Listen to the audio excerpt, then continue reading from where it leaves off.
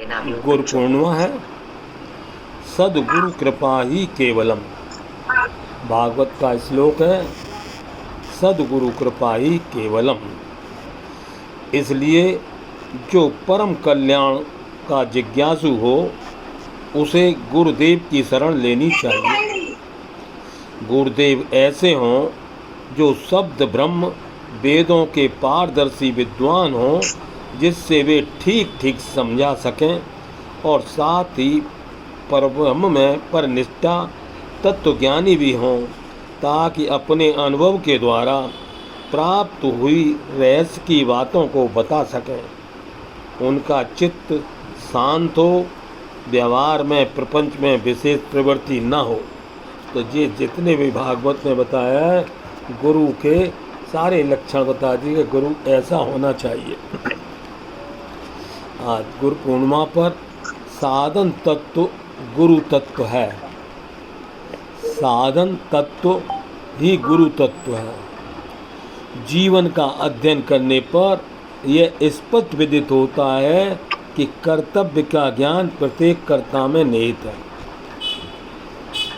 कोई कर्ता ऐसा नहीं है जो न जानता हो क्या करना है। अर्थात साधन तत्व साधक में विद्यमान है। साधन तत्व साधक में विद्यमान है। हम सब में मौजूद है साधन तत्व। जब साधक अपने में विद्यमान साधन तत्व का आदर नहीं करता, अब अपने में ही जो ज्ञान मौजूद है, अपने विचार का प्रयोग अपने पर नहीं करता, तब उसे बाहर से साधन निर्माण की अपेक्षा होती। अब ऐसा चलता, चलो भाई बाहर कोई गुरु मिले उससे चल के। यदि साधन तत्व ही गुरु तत्व है, जो साधन तत्व है वही वास्तव में गुरु तत्व है।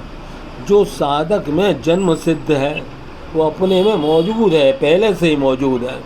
तथापि इस प्राप्त गुरु तत्व का अनादर करने के कारण किसी अप्राप्त गुरु की अपेक्षा हो जाती है। जब हम अपने विवेक का आदर नहीं करते, अपने गुरु का आदर नहीं करते, तो फिर चलो भाई किसी और गुरु के पास चलो। इसका अर्थ किसी ब्राह्मण गुरु का अनादर नहीं है, अपितु विद्यमान गुरु का अनादर न किया जाए। जो अपने में विवेक है उसका अनादर नहीं किया जाए, बल है उसका दुरुपयोग न किया जाए। इसीलिए यह कहना है कि अपने प्राप्त गुरु का आदर करो। जो साधक प्राप्त गुरु का आदर करता है वह बड़ी सुगमता पूर्वक साधन तत्व से अभिन्न होकर साध्य तत्व को प्राप्त कर लेता है। क्योंकि अपने प्रति जितनी प्रियता होती है उससे अधिक किसी अन्य के प्रति नहीं होती, और अपनी अनुभूति के प्रति जितना सद्भाव तथा निसंदेहता होती है उतनी अन्य के प्रति नहीं होती। इस दृष्टि से अपनी अनुभूति के आधार पर जितनी सुगमता पूर्वक साधन निर्माण तथा साधन प्रणालिता हो सकती है, उतनी किसी अन्य की अनुभूति द्वारा नहीं। साधक में विद्यमान साधन कोई ब्रह्म गुरु भी विकसित करने में सहयोग दे सकते हैं। साधन तत्व ही गुरु तत्व है। आज का हेडिंग है साधन तत्व ही गुरु तत्व है। और जो सर्वदा हम में विद्यमान है, साधक में विद्यमान है।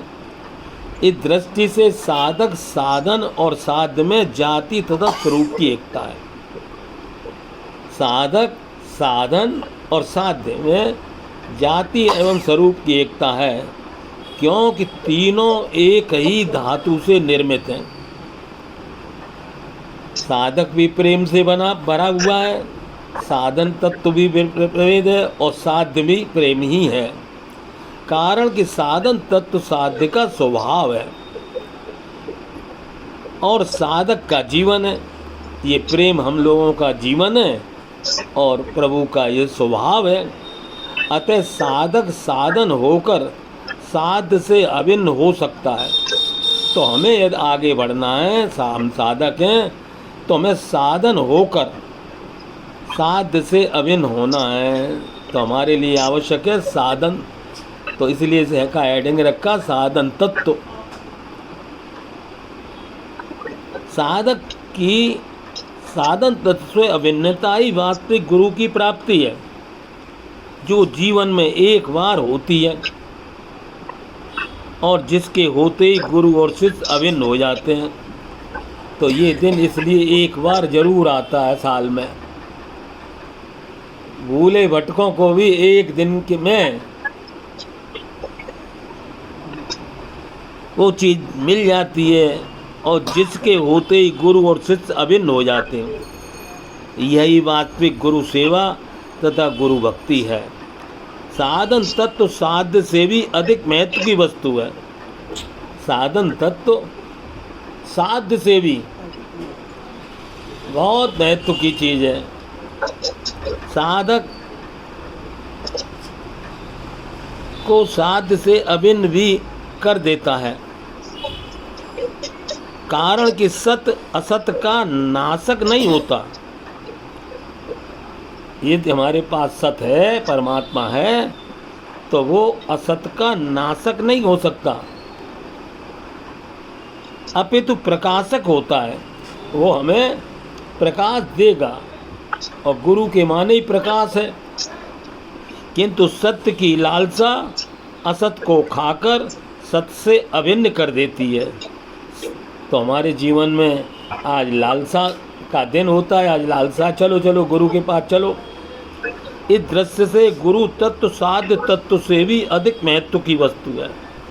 गुरु तत्व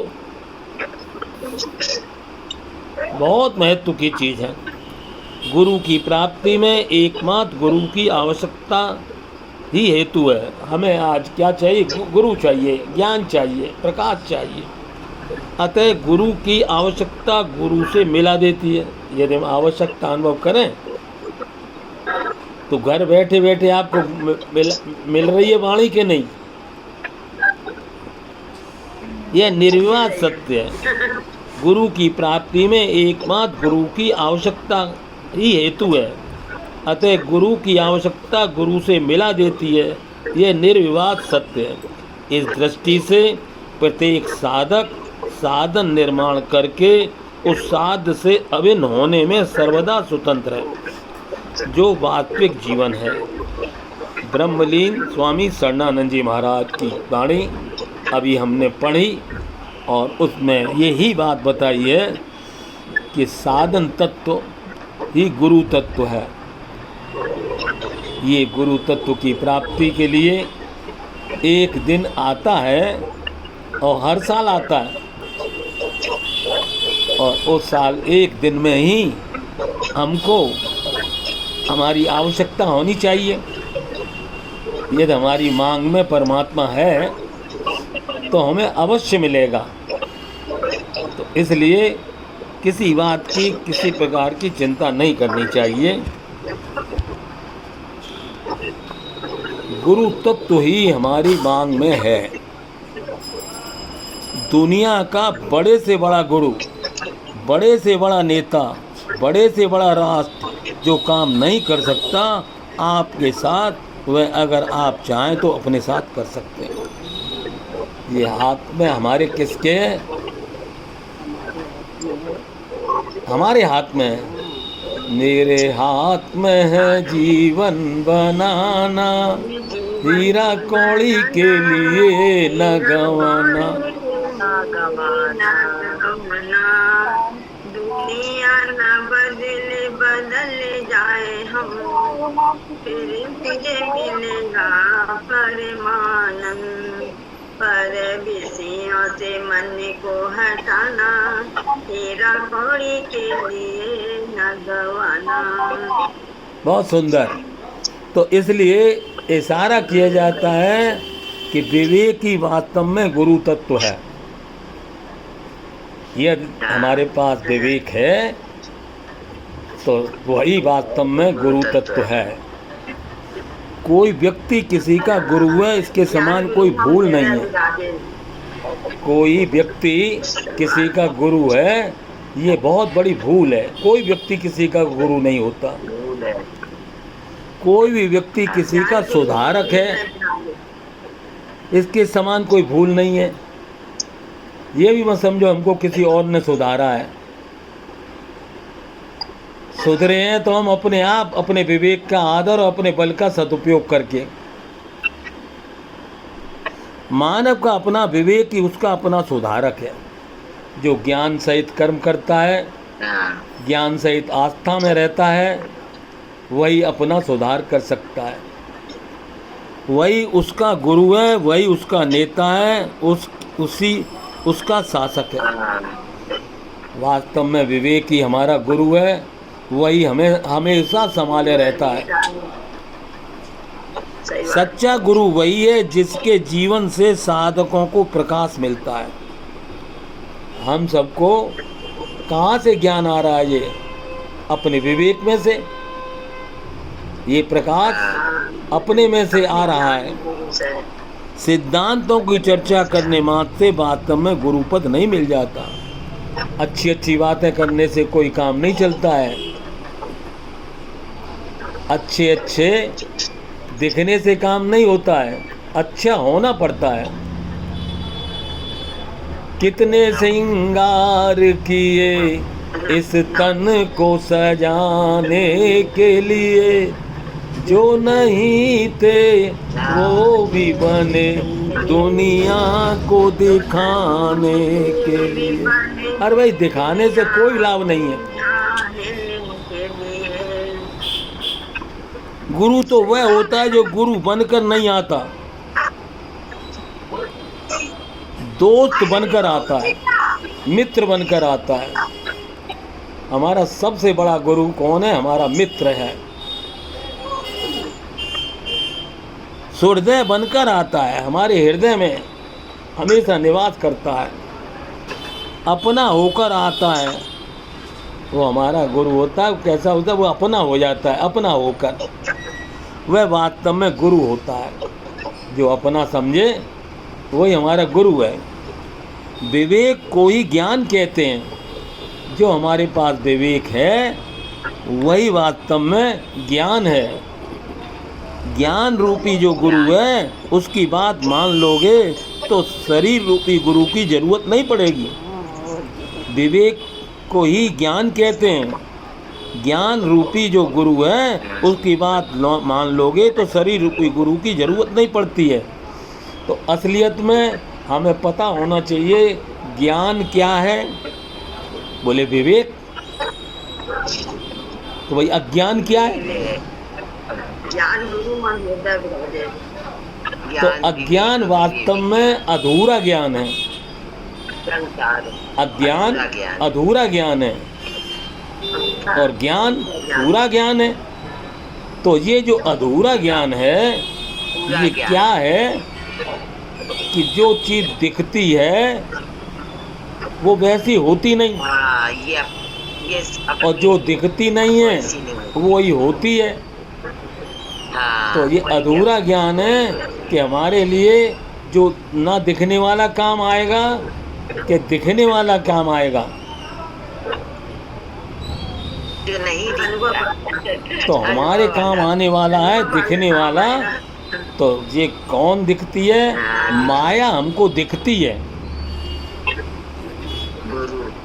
और जो ब्रह्म है वो दिखता नहीं है। जो चीज़ दिखती है, और एक चीज़ ऐसी है जो दिखती नहीं है। तो जो दिखती नहीं है वो तो है, और जो दिखती नहीं है वो नहीं है। तो इसलिए न दिखने वाली चीज़ क्या है और दिखने वाली चीज़ क्या है? तो दिखने वाली चीज़ माया है, और न दिखने वाली चीज़ कौन है? बोले वो ब्रह्म है, वो परमात्मा है। तो एक परमात्मा है, वो दिखता तो है नहीं और है, और एक चीज़ दिखती है वो है माया। तो अब विचार करो कि हमारे काम कौन सी चीज़ आएगी। तो हमारे काम यदि पूरा ज्ञान है तो हमारे काम की चीज़ तो माया है।